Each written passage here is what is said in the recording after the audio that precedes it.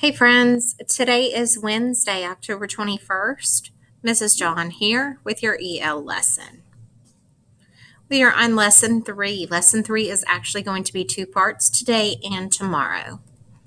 So the first thing we're going to do is look at our learning targets. Here they are. I can paraphrase information presented and read aloud on animal defense mechanisms. And I can determine the main idea of a text and explain how it is supported by key details. So when I think about main idea and supporting details, I think about the main idea kind of like a table. The main idea is the most important idea that the text is about, the basic idea of the text, the most important thing. It's kind of like the top of the table there. And the supporting details are the facts and examples that prove that main idea. They're kind of like the legs that hold the table up. They're the proof. Another way to think of this is like an ice cream cone. The main idea is like the cone, and the supporting details are like the scoops of ice cream on top. So if you are watching this video, that means you were not in EL today. And if you were not in EL, I want you to go to your Google Classroom assignment and you're going to watch this video. It is a brain pop video. It's on YouTube. It is safe, don't worry. And it looks like this when it comes up. Once you're done, come back to the video. All right, now that we've watched that brain pop video, we are going to start working. So I want you to think back to lesson 2, which was yesterday with Miss O'Brien, if you listened to the video in class, if you were live with one of us.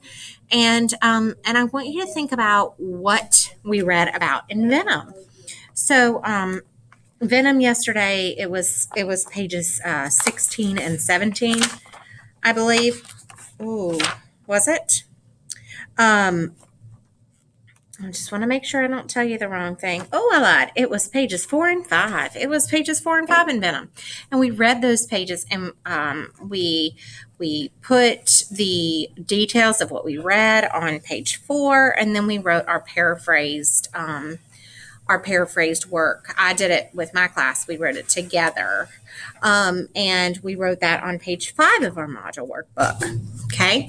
So remember, when you take running notes, you need to write down just the most important things. They're the bullet points. They're the key parts, the most important things. And remember, paraphrasing is saying something in your own words. Okay, so we're going to go now to pages 16 and 17 of Venom. And the first time I'm going to read this to you out loud. And then I'm actually, if you're listening to this video, instead of reading it out loud to you twice, I'm going to have you rewind it just a little bit and listen to it again a second time. The first time as we read, you are going to listen. Just listen. The second time we read, you are going to take notes as you listen to me read. Remember to pause the video if you need to write down your notes. You don't have to write in complete sentences. You just need to write in bullet points. Just get the most important pieces down. Think about the question, how do animal bodies and behaviors help them survive? Okay, we're going to go to page 16 of Venom. I'm going to pull it up here on the screen for you. Okay, this is page 16. Mary, Mary, quite contrary, how does your garden sting? What is lovelier than a garden? Roses and daisies, they're a feast for the eyes and nose. Tomatoes and peppers, they're a treat for the taste buds. Yes, a garden is a delight for you, and also for the things that sting. Be careful. Zipping past your petunias is one of the most dangerous animals in America, one you might see every summer. It kills more people in the U.S. than any other venomous animal. Yet most of us are happy to see it fly by, because without it, we might not have such lovely petunias at all. What is this bold critter? None other than the honeybee. There are different types of bees. Many spread pollen to help our garden grow. Some, such as carpenter bees, are solitary. They nest in burrows or holes that the females carve in dead wood. The bees we are most familiar with, bumblebees and honeybees, live communally. That means together. Each colony has a strict social nature. The queen produces eggs. The female workers take care of the hive. They perform tasks such as gathering pollen and nectar, making honey, fighting off intruders, and building the repairing cells of wax to store food and house the larvae, the young. The males, called drones, don't work at all, nor can they sting. They mate in midair with the queen and die shortly afterward. Almost all bees are vegetarians, living on nectar and pollen from flowers. They use their venom strictly to protect themselves or their colonies. Oddly enough, some stinging bees, which have no venom at all, are the only meat eaters in the family. They live on carrion, which is rotting flesh, and other animal materials instead of pollen, and are nicknamed vulture bees. Okay, this is page 17. And you can see here that was a picture of a honeybee there. Some bees and things up top. That's the venom on the stinger. Okay, to page 17. The bee stinger has developed over time from what was once its ovipositor in its egg-laying tube. In all but one species, the honeybee stinger is barbed to hook and remain in the victim to keep pumping venom. As the bee flies away, the insect's abdomen tears and the bee soon dies. Sometimes its victim dies too, especially if many bees have stung it. When the workers near the hive sense danger, the bees give off an alarm pheromone, a chemical signal they can detect. This alerts the hive's inhabitants, and they become ready to attack if necessary. If any of them do strike, the glands responsible for producing the alarm pheromone detach along with the stinger and keep giving off the signal to attack. Bees' stings are painful for a reason. American entomologist Justin O. Schmidt feels that pain is responsible for the insect's survival. The pain of the sting fools a predator into thinking that the bee has caused more serious damage than it actually has, and thus the victim will avoid it in the future. It's certainly true that although it hurts a lot, the venom from a single sting is not strong enough to kill many animals, including humans, unless you're allergic to the venom. Some sources say that as many as 4 people in 1,000 have a systemic reaction to bee stings. When allergic people are stung, they can go into anaphylactic shock. Their whole bodies react so badly that they may stop breathing. To survive, they need epinephrine shot, which is followed by a trip to the doctor or emergency room. There are kits with epinephrine syringes available for people with this allergy. You probably know those as an EpiPen if you have this allergy. The high number of allergic people, plus the fact that bees and humans are common neighbors explains why insects are dangerous. Then we're going to read this other section. Be healthy. Apitherapy. Apitherapy is the use of natural products from bees, including pollen, honey, and venom, to cure a wide range of disorders. Bee venom has at least 40 different ingredients.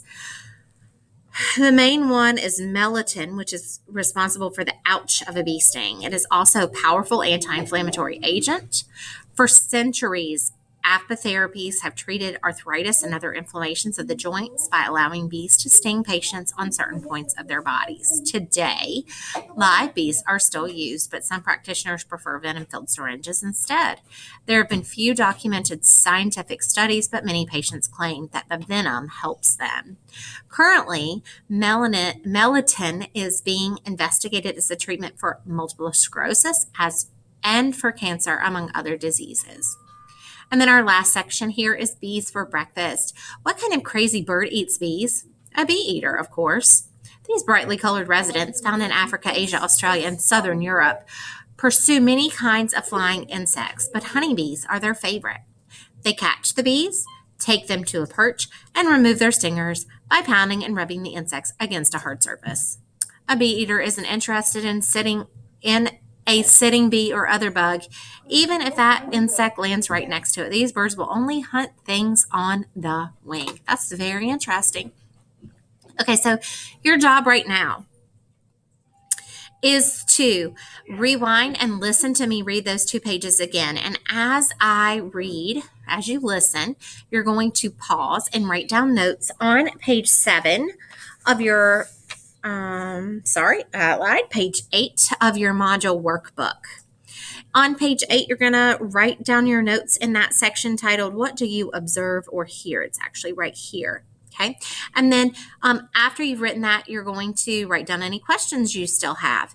Then what you're going to do is you're going to go down to, go to page 9, which is, it looks like this. Okay. And you are going to paraphrase what we read in those 2 pages of Venom. When you paraphrase, please make sure to include the book that we read and the pages that we read. Actually, you don't even have to be that specific. Just say in the section from Venom that we read today about bees. I would maybe even say, Mary, Mary, quite contrary, how does your garden sting? And then you're going to tell me what it was about. Okay? You tell me in your own words. That's what paraphrasing is. Include anything important that you think I need to know. You don't even have to include quotes if you don't want to, because that's more summarizing than paraphrasing, but just include the important information. So you're going to pause until you do that, and when you're done, then come back to the video. Okay, the next thing we're going to do is we are going to work in our module workbooks and our animal behavior books. So if you could please flip in your module workbook to page 10, we are going to go through this module workbook a section at a time, and we are going to read the pages it asks us to and answer the questions. Now, we will have done this more in depth in class, which is obviously a benefit of being live in class with us. But what you're going to do on this video, I'm just going to explain, and you're going to have to follow along. So the first thing you need to do is open in your animal behavior, animal defenses book to page 10. And I know it says with a partner, just ignore that. But it does say read many animals hide all the way to while undercover. So basically, we're reading the first paragraph, okay? So you're going to read the first paragraph and then answer questions 1, 2, and 3. And once you're done, you can unpause and come back to me. Then we're going to read the second paragraph, paragraph 2 of Lying Low, which is many insects through the growth of these galls. And we're going to then answer questions 4 and 5, all those parts on pages 4 and 5. The next thing we need to do is we need to read paragraph 3 and answer question 6. Then read paragraph 4, which is staying hidden for many hours all the way through, wedging it in its place, which is on page 11.